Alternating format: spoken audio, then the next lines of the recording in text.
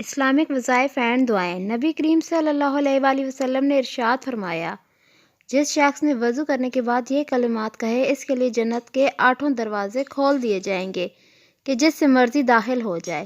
کلمات یہ ہیں: اشہد ان لا الہ الا اللہ وحدہ لا شریک لہ واشہد ان محمدا عبدہ ورسولہ۔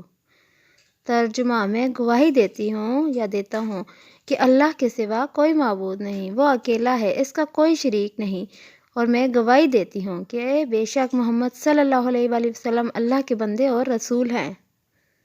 آپ دوستوں سے ایک چھوٹی سی ریکویسٹ ہے، جب بھی وضو کریں، وضو کرنے کے بعد یہ کلمات ضرور پڑھا کریں، اور اگر ویڈیو پسند آئے تو اسے آگے اپنے دوستوں کے ساتھ ضرور شیئر کریں۔ اچھی بات آگے پھیلانا صدقہ جاریہ ہے۔